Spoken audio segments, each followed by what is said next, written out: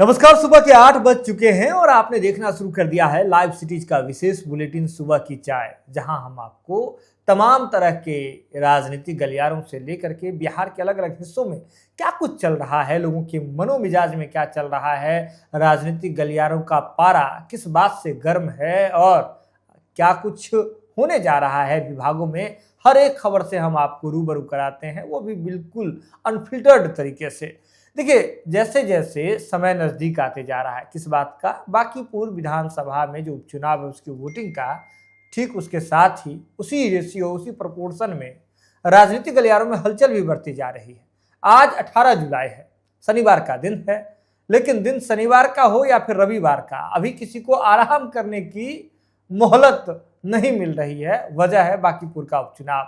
इस उपचुनाव में सभी को अपना राजनीतिक साम दाम दंड भेद दिखाना है और किसी भी तरीके से अपने गठबंधन को अपने पाले में करना है, प्रत्याशी को अपने पाले में करना है। अब देखिए क्या कुछ चल रहा है। तमाम तरह के अपडेट्स के लिए, तमाम तरह की चर्चाओं के लिए हमारे पास बिहार के राजनीति के धुरंधर, बिहार के जाने माने वरिष्ठ पत्रकार रवि उपाध्याय सर मौजूद है। सर, जिस तरह से समय आगे बढ़ता जा रहा है, आज का दिन तो बहुत खास होने जा रहा है बांकीपुर उपचुनाव को लेकर। देखिए, बांकीपुर उपचुनाव की जो चर्चा कर रहे हैं, भारतीय जनता पार्टी के राष्ट्रीय अध्यक्ष नितिन नवीन की सीट है। हाँ। और ये परंपरागत सीट रही है। उनके पिताश्री नवीन सिन्हा भी इस सीट से जीतते रहे हैं। आप तो इस सीट पर मुकम्मल तौर पर भारतीय जनता पार्टी के जब राष्ट्रीय अध्यक्ष की सीट है तो आप समझ सकते हैं तैयारी क्या है जी। और आपने देखा भी कि नीरज कुमार सिन्हा इस सीट से भारतीय जनता पार्टी के प्रत्याशी हैं। तो तमाम और सामने जनसुराज के सूत्रधार प्रशांत किशोर लड़ते हुए दिखाई पड़ रहे हैं। रेखा गुप्ता राजद की प्रत्याशी हैं, फिर से इस बार, बीते चुनाव में भी थी, हार गई थी, इस बार भी हैं, लेकिन कहीं दिखाई नहीं पड़ रहे क्योंकि उनके कैप्टन तेजस्वी यादव ही नहीं है। तो ये एक बड़ी बात है निश्चित रूप से। तो लड़ाई बहुत ही इंटरेस्टिंग है इस जो चुनाव हो रहे हैं। तो आप देख पा रहे हैं कि बीते दिन भारतीय जनता पार्टी के राष्ट्रीय अध्यक्ष नितिन नवीन आए थे। आज फिर से जो चर्चा है पार्टी कार्यालय में कि जो है सो नितिन नवीन जो भाजपा के राष्ट्रीय अध्यक्ष हैं आज पटना में रहेंगे और कई तरीके की बातचीत होगी, कैसे एनडीए को मुकम्मल तौर पर कैसे तैयारी करनी है, क्या कुछ होना है। तो यह एक बड़ी बात है। जब राष्ट्रीय अध्यक्ष ही रहेंगे भाजपा के बिहार में तो कई तरीके की तैयारी आपने हम लोग देख भी पा रहे हैं कि भाजपा के तमाम बड़े चेहरे चुनाव प्रचार प्रसार में लगे हैं। स्वयं नित्यानंद राय जो केंद्रीय गृह राज्य मंत्री हैं, वह जो है सो प्रचार प्रसार में लगे हुए हैं।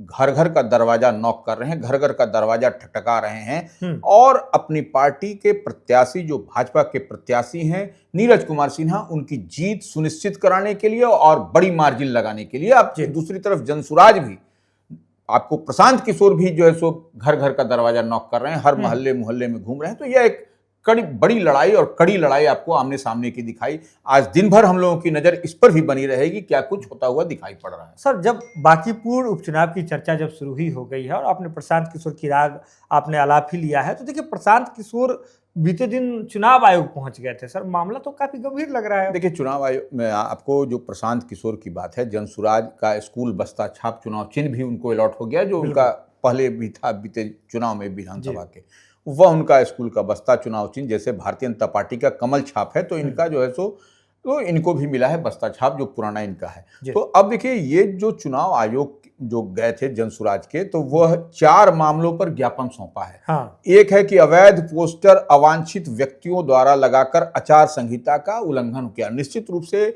कई पोस्टर जो है सो इस तरीके से लगाया जा रहा है, जबकि चुनाव आचार संहिता लगा है तो नियम कायदा कानून कहता है कि आप इस तरीके से पोस्टर नहीं लगा सकते पॉलिटिकली। तो ये निश्चित रूप से कड़ी आपत्ति है जनसुराज की और होनी भी चाहिए, इसमें भी कहीं कोई दो मत नहीं है। जब आचार संहिता में कैसे चलेगा, कहाँ है प्रशासन, कहाँ एडमिनिस्ट्रेशन, तो यह देखने वाली बात है। और देखिए, और वह उनकी ओर से, जनसुराज की ओर से क्या कहा जा रहा है, भारतीय जनता पार्टी की ओर से उनके जो सिपाही हैं, जो उनके कार्यकर्ता हैं, खुद जो है सो नगर निगम का अपने आप को सदस्य बता रहे हैं और जो जनसुराज का झंडा with the permission of concern house holder वो लगा हुआ है, उसको भी जबरन जो है सो उतार दिया जा रहा है, झंडा जनसुराज का।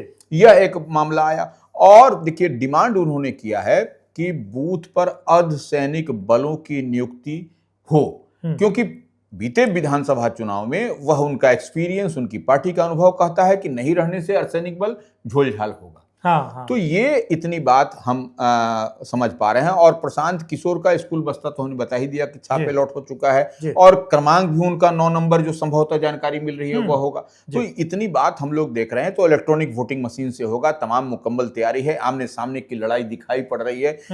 ट्रेंगुलर फाइट तो नहीं, अब आमने सामने की लड़ाई जो हम देख और समझ पा रहे हैं, जितनी बात हम लोग डिकोड कर रहे हैं, जो पॉलिटिकल गरियालों में चल रही है, यह बात दिखाई पड़ रही है। हाँ, तो जैसा कि सर ने आपको बताया कि प्रशांत किशोर की पार्टी जनसुराज की ओर से चुनाव आयोग के पास एक प्रतिनिधि मंडल गया हुआ था, जिसमें अर्धसैनिक बल को लेकर के सीधे तौर पे कहा गया है कि 2025 की जो चुनाव हुए थे विधानसभा के, उस दौरान जो हम लोग को फीडबैक मिला था कि अर्धसैनिक बल पर भी हम लोग को बहुत ज्यादा भरोसा नहीं है। बिल्कुल, आप बाहर रखिए अर्धसैनिक बल को, जहां वोटिंग हो रहा है वहां उसकी क्या जरूरत है, तो बाहर से सुरक्षा व्यवस्था जो है उसको और मजबूत कीजिए। लेकिन सर, जब सुरक्षा व्यवस्था की बात आई है, यह देखने को मिला है कि बिहार में अब पुलिस को और सम्राट किया जा रहा है, मजबूत किया जा रहा है।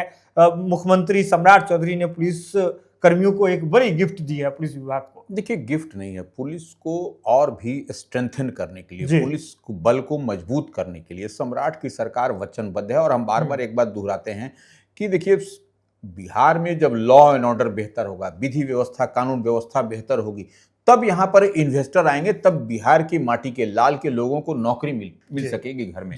जब इन्वेस्टर आएंगे, उद्योग धंधे लगेंगे, तो इस ओर सरकार की नजर है, सम्राट की सरकार इस पर नजर टिकटिकाए हुए है। और देखिए, तो इसी क्रम में सम्राट की सरकार, जो पुलिस को आपने कहा कि सम्राट हो गई है पुलिस बिहार की, तो इसको हरी झंडी दिखा करके रवाना किया है। उनको 84 हाईटेक पुलिस गाड़ियों को सीएम सम्राट ने हरी झंडी दिखा करके, जो हम कह रहे हैं, वो रवाना किया है। और 48 पुलिस बस, 30 स्कॉर्पियो, 6 जो है सो एम्बुलेंस माने जो रोगी वाहन जिसको हम लोग कहते हैं, वो पुलिस को सुपुर्द किया गया है, पुलिस को सौंपा गया है। और इसके अलावा तो आप देख ही रहे हैं कि किस तरीके से बड़ी संख्या में स्कूटी खरीदने की बात हो रही है पुलिसकर्मी महिलाओं के लिए, तो वह महिला पुलिसकर्मियों के लिए, तो यह सब सौगात के रूप में सम्राट की सरकार देती हुई दिखाई पड़ रही है। इधर से सरकार काम कर रही है, लेकिन सरकार के ही जो डिप्टी सीएम है विजेंद्र यादव, वो तो सीधे तौर पे कह रहे हैं कि अब तक हमने इतना कमजोर विपक्ष नहीं देखा है।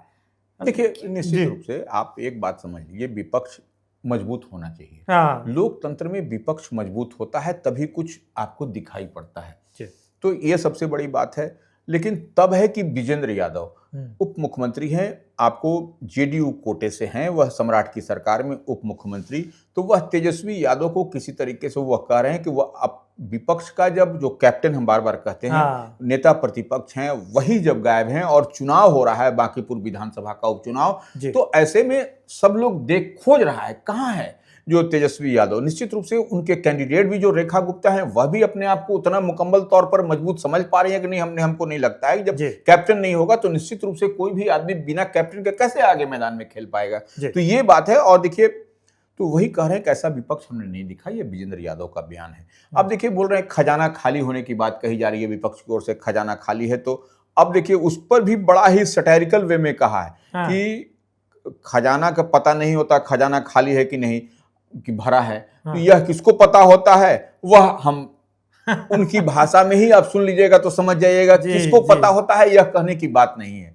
यह समझने की बात है कि खजाना का पता, आपके घर में राशि कितनी है यह किसको पता होगा, आपको स्वयं जो ऑनर है या जो रखे हुए उसको पता होगा, रेस देन वैसे लोगों को पता होगा जो कि आप समझ सकते हैं। बिल्कुल, दर्शकों पर इस बात को छोड़ देते हैं। लेकिन सर, बात आपने तेजस्वी यादव की कर ली, तेजस्वी यादव के बारे में विजेंद्र यादव डिप्टी सीएम कह रहे हैं कि अब तक इतना कमजोर विपक्ष नहीं देखा, खजाने को लेकर के भी उन पर बहुत तीखी जो है उन्होंने प्रतिक्रिया दी है। लेकिन आरजेडी में टूट होने की बात चली है, आरजेडी का कुछ ठीक अभी नहीं चल रहा है, ऐसा लग रहा है सर। देखिए, आरजेडी में टूट की बात तो हम नहीं कहेंगे, लेकिन इतनी बात है कि जो आपको पॉलिटिकल कॉरिडोर में चर्चा है कि आरजेडी निश्चित रूप से जो मुख्य विपक्षी पार्टी है, तेजस्वी यादव इसको लीड करते हैं, लालू प्रसाद यादव की पार्टी है, तो कहीं ना कहीं इसको एग्रेशन में होना चाहिए था चुनाव में, या अन्य जो समाज से जुड़े, जो जन सरोकार से जुड़े मुद्दे हैं उस पर। लेकिन आप देखिए कि क्या कुछ होता हुआ दिखाई पड़ा। आपने देखा कि मृत्युंजय तिवारी का इस्तीफा होता है, और ये हाय तौबा जो जिस तरीके से मचा हुआ है, वो अब किधर जाएंगे किधर नहीं जाएंगे यह तो उनका निर्णय है, लेकिन निश्चित रूप से वह जो लंबे समय से जो आदमी आरजेडी की सेवा निस्वार्थ भाव से करता हो, हर घड़ी में या कठिन से कठिन दौर में मृत्युंजय तिवारी खड़ा रहते हैं। और देखिए वह एक ऐसे जो है सो प्रवक्ता हैं, एक ऐसे नेता हैं कि वह सर्वदलीय, वो उनकी बात को आप देखिएगा हर मीडिया से, हर हाउस से उनका लगाव जुड़ाव उतना ही बेहतर होता है। तो आप उनको 24/7 आप जब भी किसी मुद्दे पर बात करिए, या नेशनल मीडिया हो या स्टेट की मीडिया हो या कोई मीडिया हो, उनसे वह उसका सरल और सुलभ जवाब देते हैं और करारा जवाब देते हैं। जी बिल्कुल। इस लिहाज से तो अब देखिए कई तरीके की बात है कि कई एमपी इधर से उधर जा सकते हैं, कई एमएलए इधर से उधर जा सकते हैं, यह सब बात तो चल रही है। लेकिन जेडीयू के एमएलए आदित्य कुमार ने जो क्लेम किया है, जो दावा किया है कि आरजेडी में टूट हो सकती है, हाँ, यह सबसे बड़ी बात है।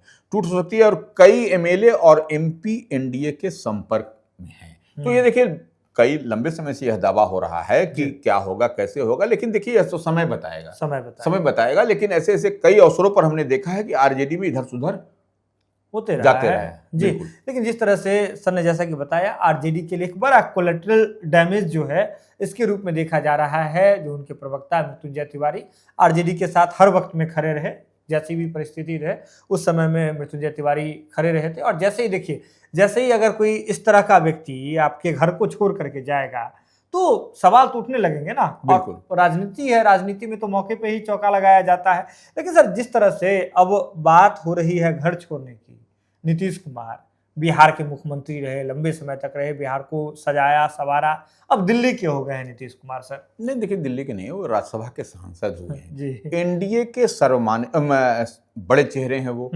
और जेडीयू के राष्ट्रीय अध्यक्ष हैं जो एनडीए का पार्ट एंड पार्सल है। तो वह उनको राज्यसभा सांसद हुए हैं, तो उनको 9 सुनहरी बाग में उनको आवास अलॉट हुआ है जी दिल्ली में। तो वो उसको सजाया संवारा गया है। और जो सनातन धर्म के लिबास से होता है, उनका गृह प्रवेश भी बीते दिन हुआ जी। दिल्ली में स्वयं थे तो गृह प्रवेश किया गया, सब कुछ हुआ। और संसद का मानसून सत्र भी 20 जुलाई से 13 अगस्त तक चलने की बात है। तो ऐसे में एनडीए की मीटिंग भी है, तमाम तरह की रणनीति तैयार हो जा रही है कैसे संसद का सदन स्मूथ चले और लोगों की जन सरोकार से जुड़े हुए मुद्दे आपको फ्लोर पर सदन के बीच में आए। तो वो निश्चित रूप से अब एनडीए के वह राष्ट्रीय अध्यक्ष माने जदयू के राष्ट्रीय अध्यक्ष हैं, तो एनडीए की बैठक है, तो वह वहाँ उनका होना भी जरूरी है। राज्यसभा मेंबर बनने के बाद पहली बार संभवतः नीतीश कुमार जो है सदन में दिखा देंगे सर। लेकिन इसके साथ ही बिहार के शिक्षकों को एक बड़ा गिफ्ट मिल गया है। लंबे समय से शिक्षक इंतजार कर रहे थे, तो क्या पूरा मामला है सर? देखिए, शिक्षा विभाग ने निश्चित रूप से एक बड़ा और राहत भरा एक जो नोटिफिकेशन आया है, यह है कि आपको ट्रांसफर पोस्टिंग, स्थानांतरण, पदस्थापन शिक्षकों के लिए बात है 29 जुलाई से 5 अगस्त तक के लिए यह आपको आवेदन के लिए पोर्टल खोल दिया गया है कि अब उसमें जो है सो आइए जाइए, आपको जिसको भी पोर्टल के माध्यम से आप जो सो अप्लाई करिए, आपका सब कुछ होगा। और जहां पर जो भी क्राइटेरिया होगा, जो फिक्स होगा शिक्षा विभाग की ओर से, उसमें स्थानांतरण पदस्थापन होगा। तो ये एक बड़ी लंबी समस्या जो है सो समाधान होता हुआ दिखाई पड़ेगा जी। बिल्कुल। इसके लिए आपको बता दें कि आने वाले समय में 29 जुलाई से 5 अगस्त के बीच में जो है अलग अलग चरण में शिक्षकों का ट्रांसफर पोस्टिंग भी शुरू हो जाएगा। यानी कि आपको माफ कीजिएगा, 29 जुलाई से तो 5 अगस्त तक जो है पहले एप्लीकेशन लिया जा रहा है। लेकिन आने वाले समय में 7 अगस्त यानी कि 5 तारीख के जैसे ही एप्लीकेशन पोर्टल क्लोज होगा, उसके 2 दिन बाद 7 तारीख से लेकर के 31 अक्टूबर तक अलग अलग चरण में जो है शिक्षकों की ट्रांसफर पोस्टिंग हो जाएगी। इसके लिए विभाग की ओर से बाकायदा पत्र भी जो है निर्गत कर दिया गया है। लंबे समय से शिक्षकों का इसका इंतजार था। लेकिन एक और बड़ी बात अपडेट आ रही है सर कि लालू प्रसाद यादव, राजनीति के मजे हुए खिलाड़ी, बिहार के पूर्व मुख्यमंत्री की तबीयत जो है बिगड़ गई है सर। नहीं देखिए, तबीयत स्वास्थ्य कारणों से यहाँ वो आईजीएमएस में गए हैं। अपना जो उनका आपने देखा भी, और पूरा देश और दुनिया जानता है कि राजद अध्यक्ष लालू प्रसाद यादव जो बिहार के पूर्व मुख्यमंत्री रहे हैं, उनकी तबीयत थोड़ी सी नासाज चल रही है। किडनी ट्रांसप्लांट हुआ और ब्लड शुगर की बात है, शुगर से भी, मधुमेह से भी पीड़ित हैं। तो ऐसे में जांच के लिए गए हैं। तो वहाँ निश्चित रूप से वहाँ तमाम तरह की व्यवस्थाएं हैं, तो वहाँ पर रह करके कुछ जाँच वाँच भी उनका होगा और वह उसके बाद वो चले जाएंगे। ऐसा कोई बहुत बड़ी बात नहीं समझ में आ रही। लेकिन तो आपने देखा कि जिस तरह से चाहे लालू प्रसाद यादव से रिलेटेड कोई बात हो या फिर बाकी पूर्व उपचुनाव, हर एक पहलू से हमने आपको रूबरू कराया है। दिन भर हमारी नज़र जो है, हमारी लाइव सिटी टीम की पूरी पैनी नज़र बिहार के खबरों पर बनी रहेगी। तो अगर आप यह खास एपिसोड, विशेष पेशकश। अगर आप ये लाइव सीरीज के यूट्यूब प्लेटफॉर्म पर देख रहे हैं तो आप सब्सक्राइब कर लीजिए, फेसबुक पर देख रहे हैं तो फॉलो कर लीजिए, और आप इस खबर को शेयर कीजिए, शेयर करके अन्य लोगों तक पहुंचाइए और हमारा मनोबल बढ़ाइए। बहुत बहुत धन्यवाद।